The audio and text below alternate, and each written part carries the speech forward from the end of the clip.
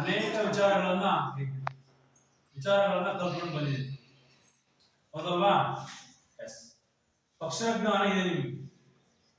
ವರ್ಣಮಾಲೆ ಪರಿಚಯ.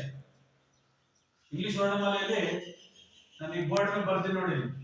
ಎಷ್ಟಿನ ಮಟ್ಟ ಎಷ್ಟು ಅಕ್ಷರಗಳು? A to Z. 26 letters are there in English. So this English alphabet was categorized into two kinds or two types. One the small letters and big letters. So the big letters are capital letters ಅಂತ ಕರೀತೀವಿ. Small letters ಅಂತಕ್ಕಂಥ ಇವು second types of alphabets ಬರ್ತವೆ. ಇವು A ಇಂದ Z ವರೆಗೆ ಇದೆ. So A ಇಂದ ಝೆಡ್ ವರೆಗೆ 26 ಇದೆ. ಅದೇ ಕನ್ನಡದ ವರ್ಣಮಾಲೆಯಲ್ಲಿ ಒಟ್ಟು ಎಷ್ಟು ಅಕ್ಷರಗಳಿವೆ? 49. ಹೌದಲ್ವಾ? ಸೊ ಇಲ್ಲಿ ಕನ್ನಡದ ವ್ಯಾಕರಣದ ಪರಿಕಲ್ಪನೆಗಳೇ ಬೇರೆ ಇರುತ್ತೆ, ಇಂಗ್ಲಿಷ್ ವ್ಯಾಕರಣದ ಪರಿಕಲ್ಪನೆಗಳೇ ಬೇರೆ ಇರತಕ್ಕಂಥದ್ದು ನಾವು ನೋಡ್ತೀವಿ. ಹಾಗಾಗಿ ಆಂಗ್ಲ ಭಾಷೆಯಲ್ಲಿ ವರ್ಣಮಾಲೆಯಲ್ಲಿ ಒಟ್ಟು 26 ಅಕ್ಷರಗಳಿವೆ. ಆ 26 ಅಕ್ಷರಗಳಿಗೆ ಒಂದೇ ರೀತಿಯ ಉಚ್ಚಾರಣೆಯ ರೀತಿಯನ್ನು ನಾವು ಮಾಡ್ತೀವಿ. ಉದಾಹರಣೆಗೆ A, B, C, D, E, F, G, H, I, J, K, L, M, N, O, P, Q, R, S, T, U, V, W, X, Y, Z. ಹೌದಾ? ಎಡದಿಂದ ಬಲಕ್ಕೆ ಹೋದ್ರೆ 26, ಬಲದಿಂದ ಎಡಕ್ಕೆ ಹೋದ್ರೆ ಎಷ್ಟಿದಾವೆ? 26. ಈಗ ನಾನು ನಿಮಗೆ ಒಂದು ಆಕ್ಟಿವಿಟಿ ಕೊಡ್ತೀನಿ. ಏನಪ್ಪಾ ಅಂದ್ರೆ ಒಂದು ಪದ ತಗೋಬೇಕು. ನಿನಗೆ ಇಷ್ಟವಾದ ಒಂದು ಪದ ಅಂದ್ರೆ ಅಕ್ಷರ. ಆ ಅಕ್ಷರದಲ್ಲಿ 4 ಪದಗಳನ್ನ ನೀನು ಹೇಳ್ಬೇಕು. ಯಾರು ಹೇಳ್ತೀರಿ? ಎಸ್, ನಿನಗೆ ಯಾವ್ದು ಇಷ್ಟವಾದಂತಹ ಅಕ್ಷರ ಇದರಲ್ಲಿ ತೆಗೆದುಕೋ. ಸರಿ. ಎ ಇಂದ ನೀನು ಹೇಳಿದ ಪದಗಳನ್ನ ನಮ್ಮ ಬೋರ್ಡ್ಗೆ ಬರೀ. ಯಾವ್ಯಾವ? ಎ ಇಂದ ನಾನು ಹೇಳಿದ್ದಲ್ಲ, ಹೇಗೆ ಒಂದು ಉದಾಹರಣೆ ಅಂತ ಹೇಳು. ಆಪಲ್. ಒಂದು ಆಪಲ್ ಒಂದು ಪದ. And. And. And correct, very good. Arrow. Arrow. Aeroplane. Aeroplane. ನೋಡಿ ಒಟ್ಟು ಎಷ್ಟು ಪದ ಅದು? 4 ಪದಗಳು. ಹೌದಾ? ಏರೋಪ್ಲೇನ್. ನೋಡಿ ಆಪಲ್ ಅಂದ್ರೆ ಏನು? ಸೇಬು ಹಣ್ಣು. ನೋಡಿ ಒಂದು ಹಣ್ಣು ಆಯ್ತು. ಆಂಟ್ ಅಂದ್ರೆ ಏನು? ಇರುವೆ, ಜೀವಿ ಆಯ್ತು. ಆರೋ ಅಂದ್ರೆ ಏನು? ಪಕ್ಷಿಯನ್ನ ಬೇಟೆಯಾಡಕ್ಕೆ ಬೇಟೆಗಾರ ಏನನ್ನು ಬಳಸ್ತಾನೆ? ಆರೋ ಅಂದ್ರೇನು? Next aeroplane. ಹೌದಲ್ವಾ? ಎಸ್. ಹಾಗೆ ಬಾಯ್ ಸೈಡ್ ಹೇಳಪ್ಪ ನಿನ್ನ ಹೆಸರು. ಮನೋಜ್ ಹೇಳು. ಯಾವ ಅಕ್ಷರ ನಿನಗೆ ಇಷ್ಟ? ಎಂ. ಎಂ ಇಂದ 4 ಪದಗಳನ್ನು ಹೇಳು. Mango, very good. Man, very good. Monkey, mat, 4 ಪದಗಳು. ಇನ್ನೊಂದು ಮನುಷ್ಯ ಅವನಿಗೆ ಹೇಳಿ. ಇನ್ನೊಂದು ಎಕ್ಸ್ಟ್ರಾ ಹೇಳು.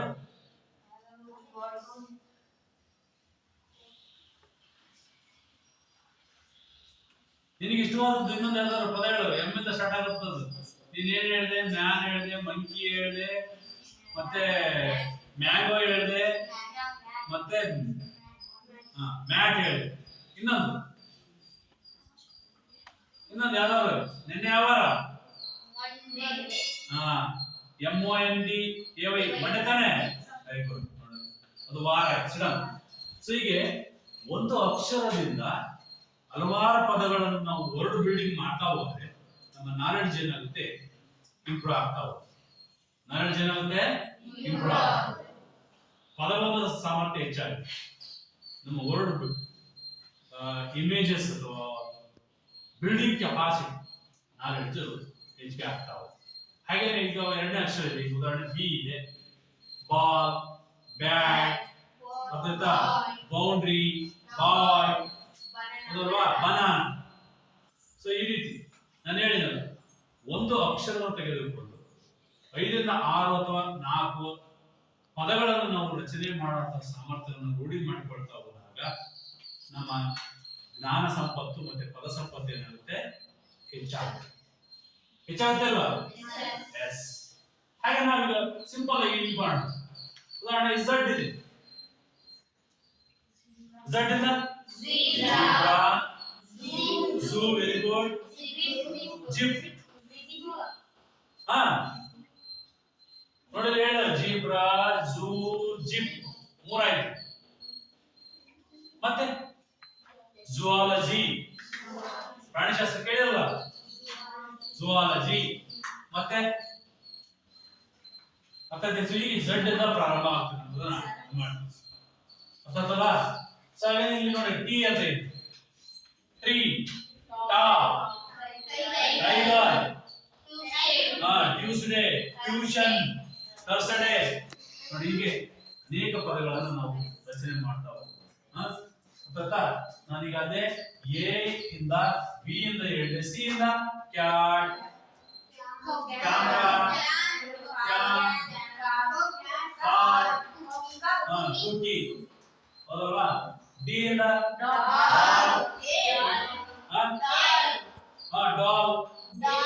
ಡೇಟ್, ಡಾಂಕಿ, ಹೌದಲ್ವಾ? ಇ ಇಂದ ಎಲಿಫೆಂಟ್, ಇಯರ್, ಎಗ್, ಹೌದಲ್ವಾ? ಎಫ್ ಇಂದ ಫ್ಯಾನ್, ಫಾಕ್ಸ್, ಫಸ್ಟ್. ಜಿ ಇಂದ ಗೋಲ್ಡ್, ಗ್ರೇಪ್ಸ್, ಗೋಲ್ಡ್. ಸರಿ ಸಾಕು, 4 ಪದ ಬಂತು. ಎಚ್ ಇಂದ ಹೌಸ್, ಎನ್ ಹಾರ್ಸ್, ಹ್ಯಾಟ್. ಐ ಇಂದ ice cream, ink, iron, very good. ಮತ್ತೆ ಇಂಡಿಯನ್ ಗ್ಯಾಸ್ ಬರೋವಾ? ಜೆ ಇಂದ ಜಗ್, ಜಂಪ್, ಜಸ್ಟ್, ಜಾಗರಿ. ಜಾಗರಿ ಅಂದ್ರೆ ಗೊತ್ತಲ್ಲ, ಬೆಲ್ಲ. ಕೆ ಇಂದ ಕಿಂಗ್, ಕ್ಯಾರೆಟ್, ಕೈಂಡ್.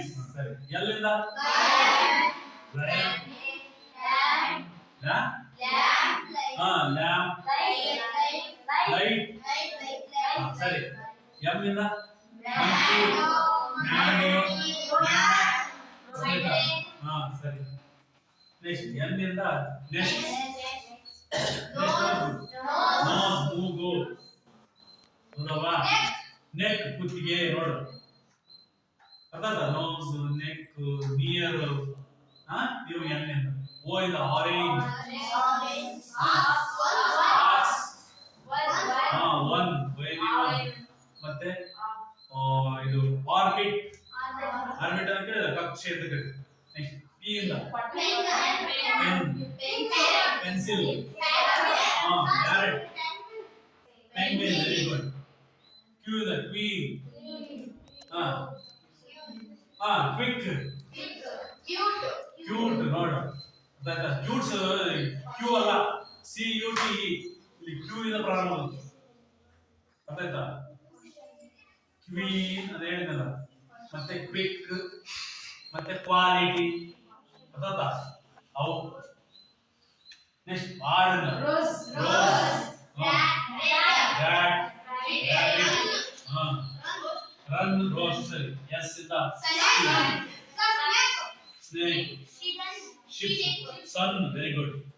ಟಿ ಇಂದ ಟ್ರೀ, ಹೇಳಿದಾರ. Top, 10, Tuesday, Thursday, very good. U ಇಂದ ಯೂನಿಫಾರ್ಮ್, ಅರ್ಥಾಯ್ತಾ? ಆಮೇಲೆ ಅಪ್ಸೆಟ್, ಅಪ್, ಅರ್ಥಾಯ್ತಾ? ಅಂಡರ್. ನೆಕ್ಸ್ಟ್ ವಿ ಇಂದ van, wax, vowels. Correct, vowels. UOWELS, very good. ಅರ್ಥಾಯ್ತಾ? ವ್ಯಾನ್. ಡಬ್ಲ್ಯೂ ಇಂದ ಅದು ವೆಸ್ಟ್, ವಾಚ್, ವೆಯ್ಟ್, ವೀಕ್, ಹೌದಲ್ವಾ? X, ox, xylophone, It's a Christmas tree. ಕೇಳಿಲ್ಲ Y ಇಂದ yawn, yawn, yet. Z ಇಂದ zebra, zoo, zoology. ಹೌದಲ್ಲ ಹೀಗೆ ಒಟ್ಟು A ಇಂದ Z ವರೆಗೆ ಜಿಪ್ ದೆನ್ ಒಟ್ಟು ಸುಮಾರು 140 ಪದಗಳನ್ನು ನಾವು 4 ಗಂಟೆ ಮಾಡ್ಕೊಳ್ತಾ ಹೋದ್ರೆ ಪದವಾದ ರಚನೆಯನ್ನ ಮಾಡಬಹುದು. ಇವುಗಳನ್ನ ಎರಡು ಭಾಗ ಮಾಡಿ ಯಾವ್ಯಾವ ಅಂತ ಹೇಳಿದ ನಾಗಲೇ ಯಾವ್ಯಾವ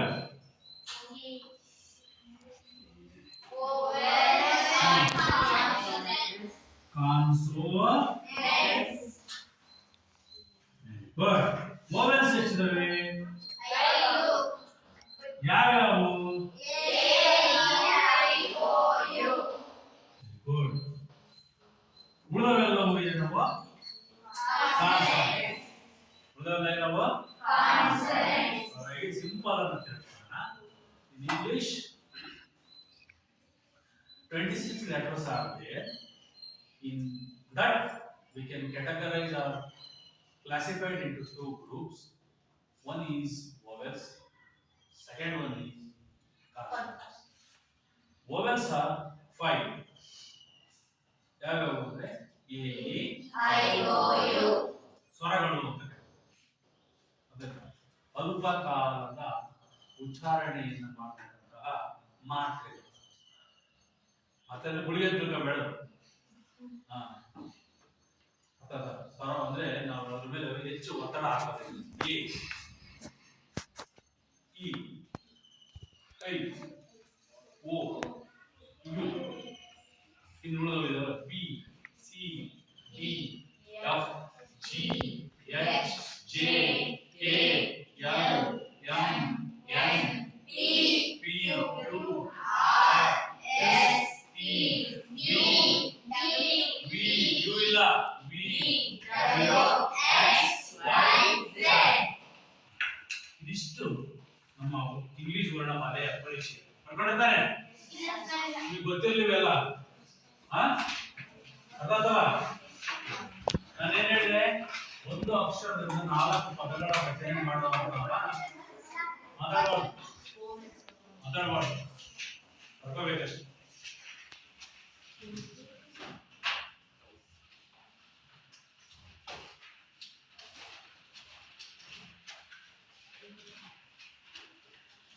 ನಿಮ್ಮಲ್ಲಿ 7ನೇ ಕ್ಲಾಸಿಗೆಲ್ಲ ಬರೀ ಇಷ್ಟೇ ತನಕ ಹೇಳ್ಕೊಟ್ಟಿರ್ತಾರೆ. ಮೂಲ ವ್ಯಾಕರಣದ ಬಗ್ಗೆ ಅವ್ರು ಹೇಳಿರಲ್ಲ, ತಿಳಿತಾ. ನೆಕ್ಸ್ಟ್ ನಿಮಗೆ ಇಂಗ್ಲಿಷ್ ಅಲ್ಲಿ ಏನಿದೆ ಅಂತಂದ್ರೆ ಈ ವ್ಯಾಕರಣದಲ್ಲಿ ಪಾರ್ಟ್ಸ್ ಆಫ್ ಸ್ಪೀಚ್ ಅಂತ ಪಾರ್ಟ್ಸ್ ಆಫ್ ಸ್ಪೀಚ್ ನಾವು 8 ಇರೋದು. ಎಷ್ಟಿರೋವು? There are 8 kinds of parts of speech. ಯಾವ್ಯಾವು ಅಂತಂದ್ರೆ noun, ನಾನೇ ಹೇಳ್ತೀನಿ, noun, pronoun, verb, adverb, adjective, preposition, conjunction, interjection. ಅರ್ಥಾಯ್ತಾ? ಸೊ noun ಅಂದ್ರೆ ಕನ್ನಡದಲ್ಲಿ ನಾಮಪದ. ಎರಡನೇದು pronoun ಅಂದ್ರೆ ಸರ್ವನಾಮ. ಮೂರನೇದು ವರ್ಬ್ ಅಂದ್ರೆ ಕ್ರಿಯಾಪದ.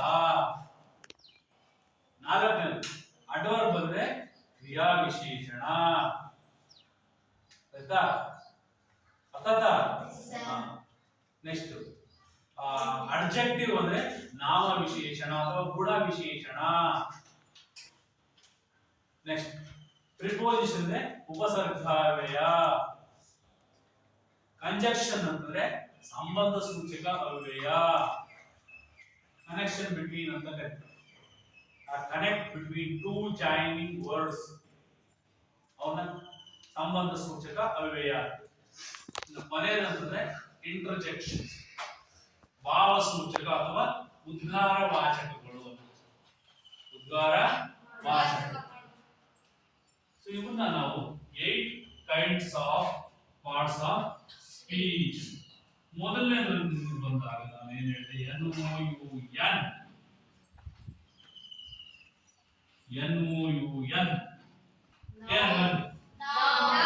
ಯಾರಿಗೆ ಗೊತ್ತು ನೋನ್ ಅಂದ್ರೆ? ವಾಟ್ ಈಸ್ ನೌನ್ ಹೇಳ್ಬಿಟ್ಟಿದ್ದಾರೆ 7ನೇ ಕ್ಲಾಸಲ್ಲಿ ಸ್ವಲ್ಪ 7ನೇ ಕ್ಲಾಸ್ ಪರಿಚಯ ಮಾಡಿಲ್ಲ ನಿಮಗೆ ಹೇಳಿ ನೌನ್ ಅಂದ್ರೆ ಏನಂತ ಕನ್ನಡದಾಗ ಹೇಳು ಜಾನ್ ಇನ್ನೇನು ತಿಳ್ಕೊಬೇಡ ಹೇಳಿ ಕನ್ನಡದಾಗ ನಾವು ಗೊತ್ತು ಹಂಗಂದ್ರೆ ನಾನೀಗ ನಿಮ್ಗೆ ಕೇಳ್ತೀನಿ ವಾಟ್ ಈಸ್ ಯುವರ್ ನೇಮ್ ಅಂದ್ರೆ ಏನ್ ಹೇಳ್ತೀಯಾ my name is what is your English teacher name ಅಂದ್ರೆ ಏನ್ ಹೇಳ್ತೀಯಾ my English teacher name is MKR sir short form ಅಂತ ಇನಿಷಿಯಲ್ MKR ಸರ್ ಅಂತ ಹೌದಲ್ವಾ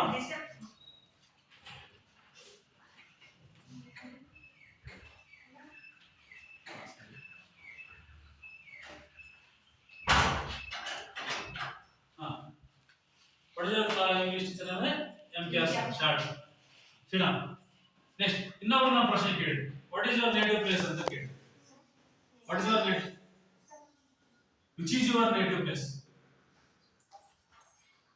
your birth place My place name. My native place name is My native place name is Kalavanati. Very good ಹೌದಲ್ವಾ ನೋಡಿ ಇವಳು place ಹೇಳಿದ್ರು ನೀನು ಹೆಸರು ಹೇಳಿದೆ ನಾನು ಈಗ ಇನ್ನೊಂದು ಪ್ರಶ್ನೆ ಕೇಳ್ತೀನಿ ಆಯ್ತಾ ವಾಟ್ ಈಸ್ ದಿಸ್ ಸರ್ ಇದು ನಮ್ಮ ಹತ್ರ ಇದ್ರೆ ದಿಸ್ ಈಸ್ ಎ ಬಾಕ್ಸ್ ಅಂತೀವಿ ದೂರ ಇದ್ರೆ ದಟ್ ಈಸ್ ಎ ಬಾಕ್ಸ್ ಏನಿದು ಮೆಟೀರಿಯಲ್ ತಾನಿದು ಮೆಟೀರಿಯಲ್ ಯಾವ್ದನ್ನ ಮಾಡಿದ್ದಾರೆ ನೋಡಿ ನಾನು 3 ಉದಾಹರಣೆ ಕೊಟ್ಟೆ ಒಂದು ನೇಮ್ ಇನ್ನೊಂದು ಪ್ಲೇಸ್ ಇನ್ನೊಂದು ಥಿಂಗ್ಸ್ ಅಥವಾ ಮೆಟೀರಿಯಲ್ ಮೂರು ಕೂಡ ಆ ವಸ್ತುವಿನ ಹೆಸರು ವ್ಯಕ್ತಿಯ ಹೆಸರು ಸ್ಥಳದ ಹೆಸರು ಎಲ್ಲವೂ ಏನು ನಾಮವಾಚಕಗಳೇ ನಾಮವಾಚಕಗಳೇ ಸೊ ಇದೇಂತ ಇವೆಲ್ಲ ಏನಂತ ಕರಿತೀವಿ ನಾವು ನೌನ್ಸ್ ಏನಂದ್ರೆ ಆಗ ಸಿಂಪಲ್ ಆಗಿ ಕರೆಯೋದಂತೆ ಸಿಂಪಲ್ ಆಗಿ ಹೇಳೋದಂತೆ the word which is indicate the place person and things are called ಏನಂತ ಕರೀತೀವಿ noun ಏನಂತ ಕರೀತೀವಿ noun ಕನ್ನಡದಲ್ಲೇ ಇದೆ ನಾಮಪದ ನಾಮ ಅಂದ್ರೆ ಹೆಸರು ತಾನೆ ನಾಮ ಅಂದ್ರೆ ಏನು ಹೆಸರು ನಿನ್ನ ಪದನಾಮವೇನು ಕೇಳ್ತೀವಲ್ಲ ನಿನ್ನ ಹೆಸರೇನು ನಿಮ್ಮ ಊರಿನ ಹೆಸರೇನು ಅರ್ಥ ನಿಮ್ಮ ತರಗತಿಯ ಹೆಸರೇನು ಅರ್ಥ ಸೊ ಹೀಗೆ ಮೂರು ಅಂದ್ರೆ ವ್ಯಕ್ತಿ ಸ್ಥಳ ಮತ್ತು ವಸ್ತುವಿನ ಹೆಸರನ್ನು ಸೂಚಿಸುವ ಪದಗಳನ್ನು ನಾವೆಂತ ಕರ್ವಿ ನಾಮ ಪದ ಅಂತೇಳಿ ಕರ್ವಿ ಅರ್ಥ ಆಯ್ತಾ ಎಸ್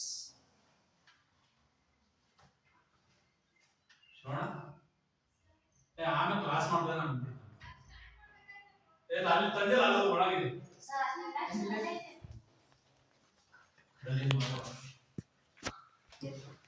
ವ್ಯಕ್ತಿ ವಸ್ತು ಮತ್ತು ಸ್ಥಳದ ಹೆಸರನ್ನು ಸೂಚಿಸುವಂತಹ ಪದಗಳನ್ನ ಬೇಕಂದ್ರೆ ನಾಮ ಮೊದಲನೇದು ಪಾರ್ಟ್ಸ್ ಆಫ್ ಸ್ಪೀಚ್ ಅಲ್ಲಿ ಏನದು ನೌನ್ ನೆಕ್ಸ್ಟ್ ಎರಡನೇದು ಯಾವುದು ಹೇಳು ವೆರಿ ಗುಡ್ ಏನದು ಪ್ರೊನೌನ್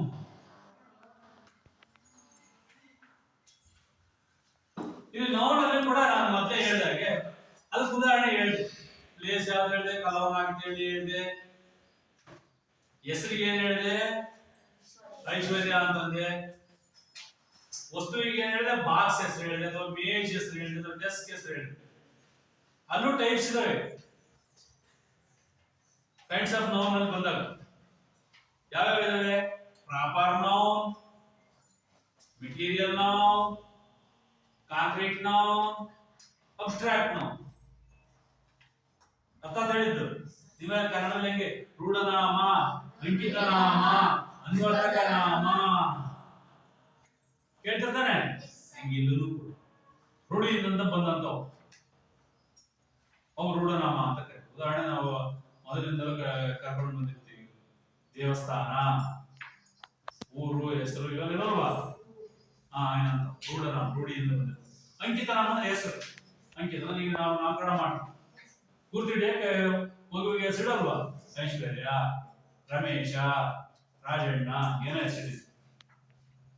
ಅನ್ವರ್ಥಕ ನಾಮ ಅಂದ್ರೆ ಅಡ್ಡ ಹೆಸರು ಇರುತ್ತೆ. ಕುಂಟ, ಎಳವ, ಮೂಗ, ಕಿವುಡ ಕರೆಯಲ್ಲ, ಸೊಟ್ಟ, ನೋಡಿಲ್ರಿ ಅನ್ವರ್ಥಕ ನಾಮ. ಹಾಗೆ ಇಂಗ್ಲಿಷ್ ಅಲ್ಲೂ ಕೂಡ ಇಲ್ಲಿ ಪ್ರಾಪರ್ ನೌನ್, ಅಬ್ಸ್ಟ್ರಾಕ್ಟ್ ನೌನ್ ಅಂತ. ಸೊ ಟೈಪ್ಸ್ ಅಲ್ಲಿ ನೋಡಿ. ಇನ್ನ ಎರಡನೇದಂದ್ರೆ ಪ್ರೊನೌನ್ ಅಂತ. ಪ್ರೊನೌನ್ ಅಂದ್ರೆ ನಾವು ಪದೇ ಪದೇ ನಿಮ್ಮನ್ನ ಹೆಸರಿಟ್ಟು ಕರೆಯಕ್ಕಾಗಲ್ಲ, ಅಥವಾ ಅವಳನ್ನ ಹೆಸರಿಟ್ಟು ಕರೆಯಕ್ಕಾಗಲ್ಲ, ಅಥವಾ ವಸ್ತುವನ್ನ ಹೆಸರಿಟ್ಟು ಕರೆಯಕ್ಕಾಗಲ್ಲ.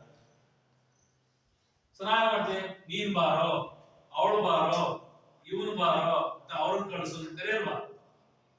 ಹೌದಲ್ಲ? ಸೊ ಅದೇ ಈ, ಶಿ, ಇಟ್, ದೇ, ಥೆಮ್ಸೆಲ್ವ್ಸ್ ಇವುಗಳನ್ನ ಕರಿತೀವಿ ನಾವು ಪ್ರೊನೌನ್ಸ್. ಅಂದ್ರೆ ನಾಮಪದದ ಬದಲಾಗಿ ಬಳಸುವ ಪದಗಳನ್ನ ಎಂತ ಕರೆದ್ವಿ? ಸರ್ವನಾಮ ಎಂತ ಕರೆದ್ವಿ? ಇಂಗ್ಲಿಷ್ ಹೇಳೋದಾದ್ರೆ the words which are used instead of nouns are called pronoun. For example, he, she, it, they, themselves. Continue ಮಾಡಿದ್ವಿ. ಸೊ ಇಲ್ಲಿ ಪ್ರೊನೌನ್ ಅಂತಂದ್ರೆ ಏನು ಹೇಳಿದೆ? ನಾಮಪದದ ಬದಲಾಗಿ ಬಳಸುವ ಪದಗಳನ್ನು ನಾನು ಕರೆದ್ರೆ ಸರ್ವನಾಮ, ಪ್ರೊನೌನ್ಸ್. ಉದಾಹರಣೆಗೆ ಯಾವ್ದಾದ್ರು ಹೇಳಿದೆ? ಈ, ಹೇಳಿದ್ನಲ್ಲ ಹೇಳ್ರಿ, ಶಿ, ದೇ, ಮತ್ತೆ themselves. ಹೌದಲ್ವಾ? ದೇವ್. ಅಕ್ಷರಗಳನ್ನು ಅಳಿಸಿರ್ತೀವಿ, ತಿಳಿತಾ?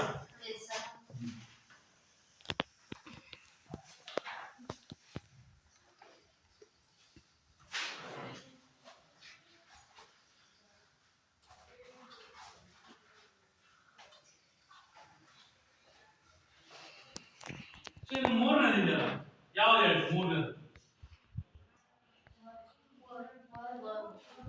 ಮೊದಲನೇದು ಯಾವ್ದು ಹೇಳಿದೆ? ನೌನ್. ಎರಡನೇದು ಯಾವ್ದು ಹೇಳಿದೆ? ಪ್ರೊನೌನ್. ಮೂರನೇದು ಯಾವ್ದು ಹೇಳಿದೆ? ವರ್ಬ್. ಹೌದಲ್ವಾ? ವರ್ಬ್ ಬಂತು. ಈಗ ಇದು ತಿಳ್ಕೊಂಡ್ವಿ, ಇದನ್ನು ತಿಳ್ಕೊಂಡ್ವಿ. ಈಗ ಮೂರನೇದು ವರ್ಬ್ ಅಂದ್ರೆ ಏನು? ಕನ್ನಡದಲ್ಲಿ ಕ್ರಿಯಾಪದ. ಏನಂತ ಕರಿತೀವಿ? ಕ್ರಿಯಾಪದ. ಏನಂತ? ಯಾವುದೇ ಒಂದು ವಾಕ್ಯದಲ್ಲಿ ನಾವು ಮೂರು ಅಂಶಗಳನ್ನು ಗುರುತಿಸ್ತೀವಿ: ಕರ್ತೃ, ಕರ್ಮ, ಕ್ರಿಯಾ. ಅಂದ್ರೆ ಸಬ್ಜೆಕ್ಟ್, ವರ್ಬ್, ಆಬ್ಜೆಕ್ಟ್. ಸಬ್ಜೆಕ್ಟ್ ಅಂತಂದ್ರೆ ಕರ್ತೃ, ವರ್ಬ್ ಅಂದ್ರೆ ಕ್ರಿಯಾ, ಆಬ್ಜೆಕ್ಟ್ ಅಂದ್ರೆ ಕರ್ಮ. ಸೊ ಈಗ ಉದಾಹರಣೆಗೆ ನಾನು ಹೇಳ್ತೀನಿ, ರಮೇಶನು ಶಾಲೆಗೆ ಬಂದನು. ಇಂಗ್ಲಿಷ್ ಹೇಳೋದಾದ್ರೆ Ramesh is comes to school. ಶಾಲೆ ಬಂತಾನೆ? ಎಸ್.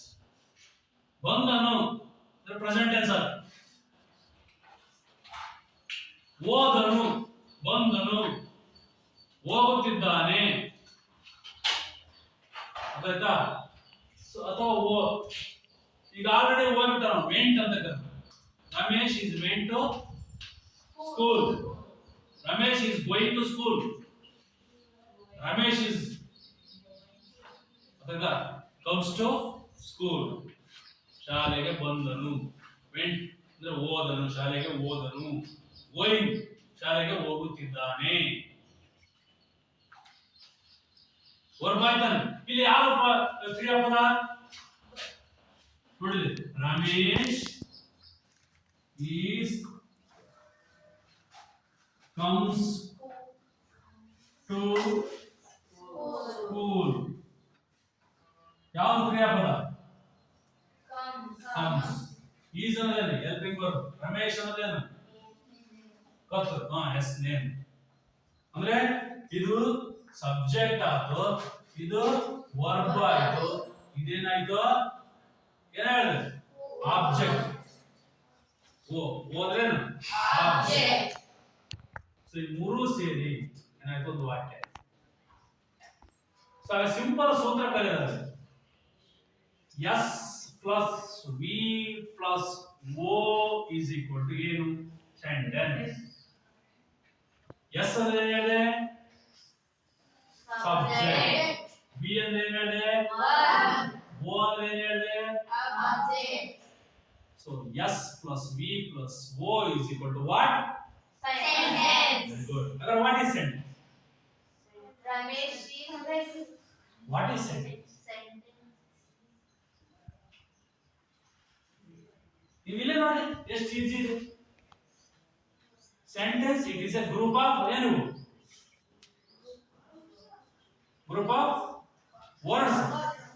Group of words. ನೋಡಿ ಒಂದು ಸಬ್ಜೆಕ್ಟ್ ಇದೆ, ಒಂದು ವರ್ಬ್ ಇದೆ, ಒಂದು ಆಬ್ಜೆಕ್ಟ್ ಇದೆ, ಒಂದು ಹೆಲ್ಪಿಂಗ್ ವರ್ಬ್ ಇದೆ, which gives the correct meaning. ಅದು ಅರ್ಥ ಕೊಡ್ತದೆ. ಹಾಗಾಗಿ ವಾಕ್ಯ ಅಂದ್ರೆ ಏನಪ್ಪಾ ಅಂದ್ರೆ ಅದು ಪದಗಳ ಗುಂಪು. ಪದಗಳ ಗುಂಪು. It is a group of words which gives to the correct or full meaning is called sentence. ಯಾವ ವಾಕ್ಯ ಅಥವಾ ಯಾವ ಪದಗಳು ಅರ್ಥಪೂರ್ಣವಾಗಿ ವಾಕ್ಯ ರಚನೆ ಮಾಡಲಿಕ್ಕೆ ಸಹಾಯಕಾರಿಯಾಗುತ್ತವೆಯೋ ಅವುಗಳನ್ನು ನಾವೇನು ವಾಕ್ಯ ಅಂತ ಕರೀತೀವಿ. ಯಾವ ಪದಗಳು ಪದಗಳ ಗುಂಪು. ಅದಾಯ್ತಾ? ಶಿಕ್ಷಕರು ಶಾಲೆಗೆ ಬರುತ್ತಿದ್ದಾರೆ. The teacher is comes to school. ನೋಡಿ ಟೀಚರ್ ಕಮ್ಸ್ ಟು ಸ್ಕೂಲ್ ಅನ್ನೋದು ಒಂದು ವಾಕ್ಯ. ಇಲ್ಲಿ for example the teacher is teaching the English subject. English subject ಯಾವ ವಿಷಯವನ್ನು ಬೋಧಿಸುತ್ತಿದ್ದಾರೆ? ಇಂಗ್ಲಿಷ್ ವಿಷಯ. ಟೀಚಿಂಗ್ ಅನ್ನೋದು ವರ್ಬ್ ಆಯ್ತು, ಟೀಚರ್ ಅನ್ನೋದು ಸಬ್ಜೆಕ್ಟ್ ಕರ್ತೃ ಆಯ್ತು, ಸಬ್ಜೆಕ್ಟ್ ಅನ್ನೋದು ಆಬ್ಜೆಕ್ಟ್ ಆಯ್ತು. The teacher is teaching the subject. ಅದಾಯ್ತಾ? ವರ್ಬ್ ಅನ್ನೋದು ಇಲ್ಲಿ ಗೊತ್ತಾಯ್ತು. ಕೆಲಸ ಕೆಲಸ ತೋರಿಸುತ್ತೆ. ನೀವೆಲ್ಲ ಏನ್ ಮಾಡ್ತಿದ್ರಿ ಈಗ ಪಾಠವನ್ನ? The students are listening the lesson. Teacher is teaching the lesson. ನೋಡಿ ಎರಡು ಸೆಂಟೆನ್ಸ್ ಅನ್ನು ಮಾಡಿ. ಅಲ್ಲಿ ಲಿಸನಿಂಗ್ ಅನ್ನೋದು ಅದು ವರ್ಬ್ ಆಯ್ತು. ಆಲಿಸೋದು, ಕೇಳೋದು, ಕೇಳೋದಕ್ಕೂ ಆಲಿಸೋದು ಬಹಳ ವ್ಯತ್ಯಾಸ. ಅಂದ್ರೆ ಗಮನವಿಟ್ಟು ಕೇಳಿದಾಗ ಅದನ್ನ ಆಲಿಸೋದು ಅಂತ ಕರೀತಾರೆ. ಅದನ್ನ ವರ್ಬ್ ಅಂತ ಕರೀತಾರೆ. ವರ್ಬ್ ಅಂದ್ರೆ ಕ್ರಿಯಾಪದ. ವರ್ಬ್ ಅಂದ್ರೆ ಕ್ರಿಯಾಪದ. ಏನಪ್ಪ ಅಂದ್ರೆ it shows the action of work ಅಷ್ಟೇ. Action of work. Action of work ಅಂದ್ರೆ ಕೆಲಸದ ಕ್ರಿಯೆ. ಅರ್ಥ ತಾನೆ? ಒಂದು ವಾಕ್ಯ ಅಂದ್ರೆ ಕ್ರಿಯಾಪದ ಇರಲೇಬೇಕು. ಸೊ ಉದಾಹರಣೆಗೆ ನಾನು ಹೇಳಿದೆ, ಉದಾಹರಣೆಗೆ Ramesh is come to school, the teacher is going to school, ಅಥವಾ teacher is teaching the lesson, students are listening the lesson. English the birds are flying. ಪಕ್ಷಿಗಳು ಏನ್ ಮಾಡ್ತವೆ? ಆಕಾಶದಲ್ಲಿ ಹಾರಾಡ್ತವೆ. ಹಾರಾಡೋದು ಅದು ಕ್ರಿಯಾಪದ ತಾನೆ. ಫ್ಲೈ, ಫ್ಲೈಯಿಂಗ್, ಹಾರಾಡೋದು. ಆಯ್ತಾ? ಇವನ್ನ ಕ್ರಿಯಾಪದಗಳು ಅಂತ ಹೇಳಿ. ನೆಕ್ಸ್ಟ್ ನಾಲ್ಕನೇದು ಯಾವುದು? Very good. ನಾಲ್ಕನೇದು ಯಾವುದು? ಆಡೋದು ಅಂದ್ಬಿಡೋದು. ಅಡ್ವರ್ಬ್. ಏನಂತ ಕರಿತೀವಿ? ಅಡ್ವರ್ಬ್. ಅಡ್ವರ್ಬ್ ಏನಪ್ಪ ಅಂದ್ರೆ ಕ್ರಿಯಾ ವಿಶೇಷಣ. ಕ್ರಿಯಾ ವಿಶೇಷಣ. ಅರ್ಥ ಆಯ್ತಾ? ಯಾವುದೇ ಒಂದು ಪದ ಕ್ರಿಯೆಯ ವಿಶೇಷತೆಯಲ್ಲ ಅಂದ್ರೆ ಎನಿ ವರ್ಬ್ ಅಥವಾ ಎನಿ ಸೆಂಟೆನ್ಸ್ ಅಲ್ಲಿ ಯಾವುದೇ ಒಂದು ಪದ ಕೊನೆಯದಾಗಿ ಎಲ್ ವೈ ಇಂದ ಕೊನೆಗೊಂಡು which denotes the speciality of the nature of verb is called adverb ಅಂತ. ಯಾವುದೇ ಒಂದು ಪದ ಕ್ರಿಯೆಯ ವಿಶೇಷತೆಯನ್ನು ನಾವು ಹೇಳ್ತೀವಿ. ಟೀಚರ್ ತುಂಬಾ ಚೆನ್ನಾಗಿ ಪಾಠವನ್ನ ಮಾಡುವುದಿಲ್ಲ. The teacher is not teaching the very well. ಇದು ನೆಗೆಟಿವ್ ಪಾಸಿಟಿವ್? ಅದೇ ಪಾಸಿಟಿವ್ ಆದ್ರೆ the teacher is teaching the beautifully ಅಂತ ಹೇಳ್ಬಾರ್ದು. ಶಿಕ್ಷಕರು ಅದ್ಭುತವಾಗಿ ಅಥವಾ ಸುಂದರವಾಗಿ ಅಥವಾ ಬಹಳ ಚೆನ್ನಾಗಿ ಪಾಠವನ್ನ ಮಾಡುತ್ತಾರೆ. On what basis we are measuring or assess the teacher's quality? ನಾವು ಯಾವುದರ ಆಧಾರದ ಮೇಲೆ ಶಿಕ್ಷಕ ಚೆನ್ನಾಗಿ ಪಾಠ ಮಾಡ್ತಾನೆ ಅಂತ, ಯಾವ ಟೀಚರು ಹೊಡೆಯೋದಿಲ್ವೋ, ಯಾವ ಟೀಚರ್ ದಂಡಿಸೋದಿಲ್ವೋ ಅವ್ರನ್ನ ಒಳ್ಳೇದು ಅಂತ ತಿಳ್ಕೊಂಡಿದ್ದೀರಾ? ಯಾರು ನಿಮಗೆ ಮನಸ್ಸಿಗೆ ಮುಟ್ಟುವಂತೆ ಅರ್ಥ ಆಗುವ ಹಾಗೆ ಪಾಠ ಮಾಡ್ತಾರೋ, ಅದನ್ನ ನಿಮ್ಮ ಮನದಾಳಕ್ಕೆ ಇಳಿದು ಅದನ್ನ ಅರ್ಥೈಸಕ್ಕೆ ಪ್ರಯತ್ನ ಮಾಡ್ತಾರೋ ಅವ್ರನ್ನ ಕಲ್ತಿ ಒಳ್ಳೆಯ ಶಿಕ್ಷಕರು. ಹಾಗೆ ಇಲ್ಲೂ ಬ್ಯೂಟಿಫುಲಿ ಅರ್ಥ ಆಯ್ತಾ? ತಕ್ಷಣಕ್ಕೆ ನಾವು ರೋಗ ವಾಸಿ ಆಗ್ಬೇಕು ಅಂದ್ರೆ ಯಾರ ಹತ್ರ ಹೋಗ್ತೀವಿ? ಅಲ್ಲಿ ನಾವು ಸ್ಪೆಷಾಲಿಟಿ ನೋಡ್ತೀವಿ, ಯಾರು ಎಕ್ಸ್ಪರ್ಟ್ಸ್ ಇದ್ದಾರೆ. ಉದಾಹರಣೆ ಅಪಘಾತ ಆಯ್ತು, ಕೈ ಮುರ್ಕೊಂಡು ಹೋಯ್ತು, ಕಾಲ ಮುರ್ಕೊಂಡು ಹೋಯ್ತು, ಅವಾಗ ನಾವ್ ಯಾರ ಹತ್ರ ಹೋಗ್ತೀವಿ? ಆ ಡಾಕ್ಟರ್ ನಾನಾ ರೀತಿ ಇದ್ದಾರೆ, ಕಣ್ಣಿಗೊಬ್ರು, ಕಿವಿಗೊಬ್ರು, ಕಾಲಿಗೊಬ್ರು ಇದ್ದಾರೆ. ಸ್ಪೆಷಲ್ ಮಾಡ್ತಾರೆ, ಸ್ಪೆಷಲೈಸೇಷನ್. ಹಂಗಿಲ್ಲೂ ಅಷ್ಟೇ.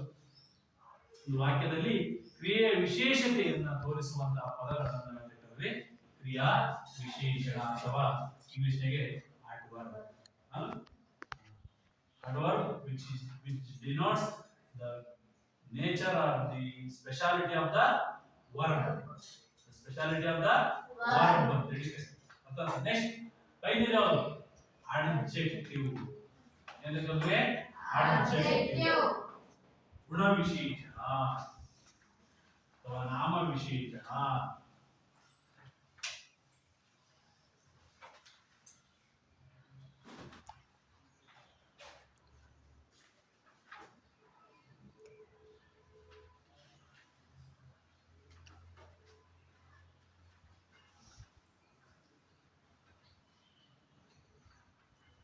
ಇವೆಲ್ಲ ಏನಿವೆಲ್ಲ? ಪಾಠ ನೆನ್ಪಿಟ್ಕೋಬೇಕು.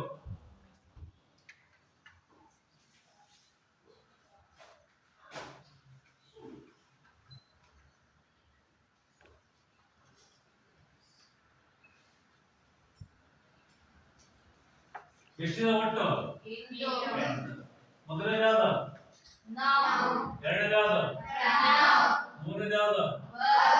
ನಾಲ್ಕನೇ ಯಾವ್ದು? ಐದನೇ ಯಾವ್ದು? ಬಾಯ್ಸ್ ಮಾತಾಡ್ಬೇಕು. ಏನದು? ಅಡ್ಜೆಕ್ಟಿವ್ ಅಂದ್ರೆ ಏನಪ್ಪ ಅಂದ್ರೆ ಗುಣ ವಿಶೇಷಣ ಅಥವಾ ನಾಮ ವಿಶೇಷಣ. ಅಂದ್ರೆ adjective which denotes the quality and quantity of verb. Quality and quantity. Quality ಅಂದ್ರೆ ಏನು? ಯಾವ್ದಾದ್ರು ವಸ್ತುಗಳನ್ನು ತಯಾರಿಸ್ಕೊಳ್ಳೋಕೆ ನಾವು ನೋಡಲ್ವಾ? ಕ್ವಾಲಿಟಿ ಅಂದ್ರೆ ಏನು? ಅದರ ಬಾಳಿಕೆ, ಗುಣಮಟ್ಟ. ಹೌದಲ್ವಾ? ಬಡತನ ನೋಡಲ್ವಾ? ಇದು ನಮಗೆ ಸೂಕ್ತ ಹೌದೋ ಅಲ್ವೋ, ಬಾಳಿಕೆ ಆಗುತ್ತೋ ಇಲ್ವೋ ಅಂತ. ಕ್ವಾಲಿಟಿ, ಗುಣಮಟ್ಟ, ಉತ್ತಮ ದರ್ಜೆ, ಕ್ವಾಲಿಟಿ. ಕ್ವಾಂಟಿಟಿ ಅಂದ್ರೆ ಈಗ ಈರುಳ್ಳಿ 100 ರೂಪಾಯಿಗೆ ಎಷ್ಟು ಕೆಜಿ?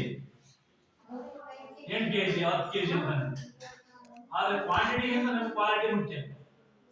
ಕ್ವಾಂಟಿಟಿ ಅಂದ್ರೆ 10 ಕೆಜಿ ಆಯ್ತು, ಕ್ವಾಲಿಟಿ ಅಲ್ಲ ಗುಣಮಟ್ಟ. ತಗೊಂಡು ಎಳೆದ್ರೆ ನಾವು ಕೊಳ್ತಾ ಹೋಗ್ಬೋದು. ಅರ್ಥ ಆಯ್ತಾ? ಹೌದಲ್ವಾ? 100 ರೂಪಾಯಿ ಕೊಡೋದು ಮುಖ್ಯ ಅಲ್ಲ, ನಮಗೆ ಮೇನ್ ಮುಖ್ಯ ವಸ್ತುವಿನ ಗುಣಮಟ್ಟ. ಹಾಗಾಗಿ ಇಲ್ಲಿ ಕ್ವಾಂಟಿಟಿ ಅಂದ್ರೆ ಪರಿಮಾಣ ಆಗುತ್ತೆ. ಸಂಖ್ಯೆ ಕ್ವಾಂಟಿಟಿ ಪರಿಮಾಣ. ಹೌದಾ?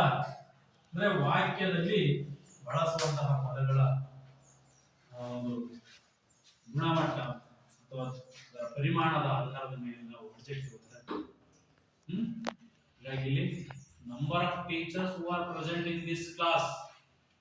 ಹಲವಾರು ಜನ ಶಿಕ್ಷಕರಿದ್ದಾರೆ. But some of the students are, some of the teachers are very good in the field of teaching.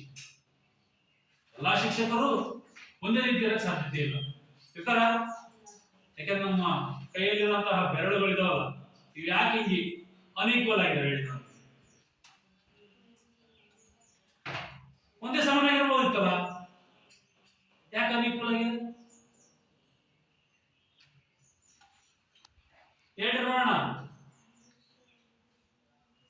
Very good madam. Human personality is not an unique in man. ಮನುಷ್ಯನ ವ್ಯಕ್ತಿತ್ವ ಅಥವಾ ಸ್ವಭಾವ ಎಲ್ಲಾ ವ್ಯಕ್ತಿಗಳಲ್ಲೂ ಒಂದೇ ರೀತಿ ಆಗಿರಕ್ಕೆ ಸಾಧ್ಯ ಇಲ್ಲ. ಹಂಗೇನೆ ಇವು 5 ಬೆರಳು ಕೂಡ ಸಮ ಆಗಿದೆ. 5 ಬೆರಳು ಸಮ ಆಗಿದ್ರೆ ನಾವು ಪರಿಪೂರ್ಣವಾಗಿ ಎಲ್ಲಾ ಕೆಲಸ ಮಾಡ್ತೀವಿ ನೋಡಿ. ಹೆಬ್ಬೆರಳು ಕೆಲಸ ಮಾಡ್ತೀವಿ, ತೋರ್ಬೆರಳು ಕೆಲಸ ಮಾಡ್ತೀವಿ, ಇದು ನಡು ಬೆರಳು ಮಧ್ಯದ ಬೆರಳು ಅದರ ಕೆಲಸ ಮಾಡ್ತೀವಿ, ಉಂಗುರದ ಬೆರಳು ಇದು ಅರ್ಥ ಆಯ್ತಾ? ಇದು ಕಿರುಬೆರಳು. ಹಾಗಾಗಿ ಎಡಗೈ ಮಾಡಿದಷ್ಟು ಕೆಲಸನ ಬಲಗೈಗೆ ಮಾಡ್ಲಿಕ್ಕೆ ಬರೋದಿಲ್ಲ ಅಂತಂದ. ಬಲಗೈಯಲ್ಲಿ ಮಾಡಿದಷ್ಟು ಕೆಲಸ ಎಡಗೈ ಮಾಡ್ಲಿಕ್ಕೆ ಆಗೋದಿಲ್ಲ. ಯಾಕೆಂದ್ರೆ ಬಲಗೈನೇ ಅದು ಊಟದ ಕೈ, ಎಲ್ಲಾ ಕೆಲಸವನ್ನ ಕೆಲಸ ಮಾಡ್ಲಿಕ್ಕೆ ಸಹಾಯ ಮಾಡಿ. ಅಂದ್ರೆ ಬಲಗೈ ಅಂತಕ್ಕಂಥದ್ದು ಏನಾದ್ರು ಒಂದು ವೀಕ್ನೆಸ್ ಆದ್ರೆ ಎಡಗೈ ತಕ್ಷಣ ಅದಕ್ಕೆ ಚುರುಕಾಗಿ ಸಪೋರ್ಟ್ ಮಾಡ್ತೀವಿ. ಹಂಗೆ ಇಲ್ಲಿ ಕ್ವಾಲಿಟಿ ನೋಡ್ತೀವಿ, ಕ್ವಾಂಟಿಟಿ ಅಂತ ಹಂಗೆ ಮನುಷ್ಯನ ಸ್ವಭಾವನ ಅಷ್ಟೇ. ಹಿಂಗೆ ಇಲ್ಲಿ ನಾವು ಯಾವುದೇ ವಾಕ್ಯದಲ್ಲಿ ನಾನು ಹೇಳಿದ್ನಲ್ಲ, ಅದರ ಕ್ವಾಲಿಟಿ ಮತ್ತೆ ಕ್ವಾಂಟಿಟಿಯನ್ನ ಹೌದಲ್ವಾ? ಮನೆಗೆ ಹೇಳಲ್ಲ ಯಾರಾದ್ರು ಗುಣ ನೋಡಿ ಅಥವಾ ಗೆಳೆತನ ಮಾಡೋ, ಗುಣ ನೋಡಿ ಗೆಳೆತನ ಮಾಡು, ದುಡ್ಡು ನೋಡಿ ಮುಖ ನೋಡಿ ಮನೆ ಹಾಕ್ಬೇಡ. ಮುಖ ನೋಡಿ ಮನೆ ಹಾಕ್ತೀವಿ ನಾವು. ವ್ಯಕ್ತಿ ಸ್ವಭಾವ ಮುಖ್ಯ. ಕ್ವಾಲಿಟಿ ಅಂಡ್ ಕ್ವಾಂಟಿಟಿ ಅಂದ್ರೆ adverb or adjective, it denotes the quality and quantity of the work ಅಂತ ಹೇಳಿದನ. ಈಗ ಸಾರಿ ನೆಕ್ಸ್ಟ್ ಯಾವುದು? 6th one, preposition.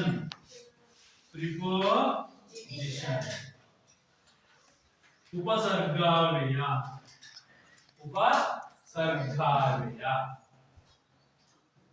ನಾವು ಅನೇಕ ಬಾರಿ ವಸ್ತುವಿನ ಸ್ಥಾನವನ್ನ ಅಥವಾ ಅದರ ಇರುವಿಕೆಯನ್ನು ಗುರುತಿಸಲಿಕ್ಕೆ ಈ ಪದಗಳನ್ನ ಬಳಸ್ತೀವಿ. ಉದಾಹರಣೆ, ಇದೊಂದು ಟೇಬಲ್ ಇದೆ. ಈ ಟೇಬಲ್ ಮೇಲೆ ಹಲವಾರು ವಸ್ತುಗಳನ್ನು ಇಟ್ಟಿದ್ದೀವಿ. ಅರ್ಥ ಆಯ್ತಾ? there are many materials keep there on the table. List out them ಅಂದ್ರೆ ನೀವು ಹೇಳ್ತೀರಿ ಯಾವ್ಯಾವ ಇವೆಲ್ಲ. ಬಾಕ್ಸ್ ಇದೆ, ಪೇಪರ್ ಇದೆ, ಬುಕ್ ಇದೆ, ಮತ್ತೆ ಇನ್ನೊಂದು ದೊಡ್ಡ ಬಾಕ್ಸ್ ಇದೆ. ಇವೆಲ್ಲವೂ ಯಾರ ಮೇಲೆ ಇದಾವೆ? ಮೇಲೆ ಇದೆ ಅಂತ ಹೇಳಿ. ಅಂದ್ರೆ ಪೊಸಿಷನ್ ತೋರಿಸ್ತದೆ, ಸ್ಥಾನ. ನೀವು ಗಣಿತದಲ್ಲಿ ಬಿಡಿ, 10, 100, 1000, 10,000 ಹುಡುಕ್ತಿರ್ತಾನೆ. ಅದೇ ಸ್ಥಾನ ಬೆಲೆಗಳು. ಹಂಗೆ ಇಲ್ಲೂ the word which are used, the position before the words ಅಂದ್ರೆ position, ಸ್ಥಾನ. So teacher is standing in front of the blackboard. ಯಾರು ಮುಂದೆ ನಿಂತ್ಕೊಂಡು ಪಾಠ ಮಾಡ್ತಾರೆ? Students are sitting on the bench. Dias ಅಥವಾ ಸರಿ ಡೆಸ್ಕ್ ಹೌದಲ್ವಾ ಅಥವಾ bench materials are kept on the table keep on the table ಅರ್ಥಾಯ್ತಾ ಅಥವಾ ನಾವು ಏನೋ ಕಸ ಇರುತ್ತೆ ವೇಸ್ಟ್ ಅದನ್ನ ಎಲ್ಲಿ ಹಾಕಿರ್ತೀವಿ dustbin. The students are keep the waste materials on the dustbin. ಕಸದ ಬುಟ್ಟಿ on in under up in front of back aside beside ಅಂತ ಹೇಳೋದು ಹಿಂದೆ ಮುಂದೆ ಮೇಲೆ ಕೆಳಗೆ ಒಳಗೆ ಒಳಗಡೆ ಈ ಪದಗಳಿದಾವಲ್ಲ ಮುಂದೆ ಅಂತ ಕರೀತೀವಿ preposition position before the words which are used is called preposition preposition pre ಅಂದ್ರೆ ಮೊದಲು position ಸ್ಥಾನ ಸ್ಥಾನ ಮೊದಲು ಆಯ್ತಾ ಒಳಗಡೆ ಬನ್ನಿ ಅಂತ ಕರೀತೀವಿ ಒಳಗಡೆ ಬನ್ನಿ ಅಂತ ಕರೀಬೇಕಾದ್ರೆ ನಾನು come come in now come in and just go outside go outside sitting desk on the desk sitting on the desk sitting under the floor ಜನ್ಮತಾನೆ ಅಥವಾ ಹೊರಗಡೆ ಹೋಗಿ ಮರ ಕೆಳಗಡೆ ಕೂತ್ಕೋಬೇಕಪ್ಪ ಸಿಟ್ಟಿಂಗ್ ಅಂಡರ್ ದ ಟ್ರೀ ಅರ್ಥಾಯ್ತಾ so going in to the inside ಒಳಗಡೆ ಬನ್ನಿ ಅಂತ